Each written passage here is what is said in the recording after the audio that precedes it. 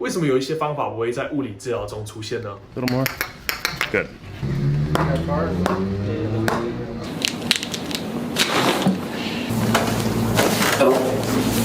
Doing.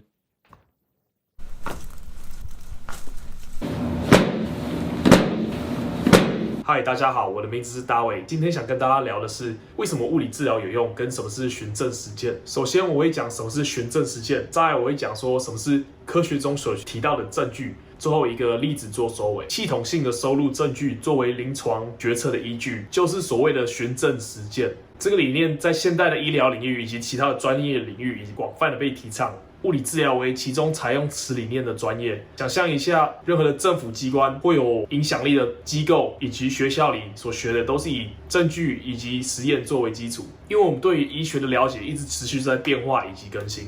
对于任何的医疗行业，最好的实践或临床决策都是一直保持更新自己所学的。这是对于一位物理治疗师应该有的期望。简单来说，物理治疗师所实践的是现有文献当中最有证据支持的治疗方法。物理治疗是有效的，你要问的是你的物理治疗师有没有持续学习新的知识，还是停留在我们对于物理治疗20年前的了解，或者你可以请教你的物理治疗师他所做的治疗有什么依据或是研究。讲到证据，就需要讲到何谓物理治疗所用的证据。证据这个词非常的笼统，任何支持一个决策或是论点的都可以叫做证据。从最没可信度的道听途说，到观察性的研究，到真的人体实验。研究本身当中也有自己的金字塔，从 Level 1到 Level 4，区别他们的研究等级是取决于他们有没有避免可能性的偏见，是观察性质还是实验性质、样本数、研究可重复性等等。Level 1是最高的。以下所秀出的表格代表在物理治疗实践中所区分不同等级的证据。以左手边来看是时间的等级建议，从 A 到 F， 当然可以看到 A 是高等级的建议，大部分都是 Level 1跟 Level 2的研究，一直到最低 F， 通常是专家的意见或是临床经验。在求医容易搞混的是，应该你不知道是这位专家的建议还是意见，可以把建议看成这位医疗人员对于文献所拥有的了解，然后把它表达给你，还是意见只是他个人的理念或是经验来表达给你的看法。想想其他的医疗专业，治疗方法有不同等级的证据以及研究，治疗方法有越高等级的证据或研究，你就越有把握知道治疗的结果。当然越低的话，你就有越多未知数需要考虑。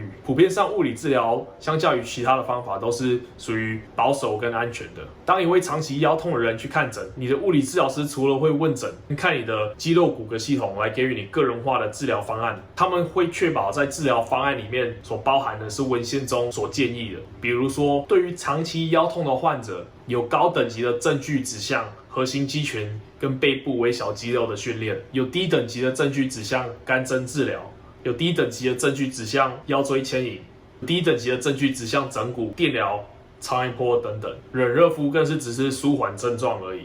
不考虑药物，你真正有办法改变你背部的方法就是物理治疗或是开刀。当然，开刀存在于自己本身的危险性以及两极性的结果，取决于什么人跟证据的等级。物理治疗一定有帮助，不管你治疗完你还有什么症状，可以知道的是你肌肉骨骼系统上是没有问题的。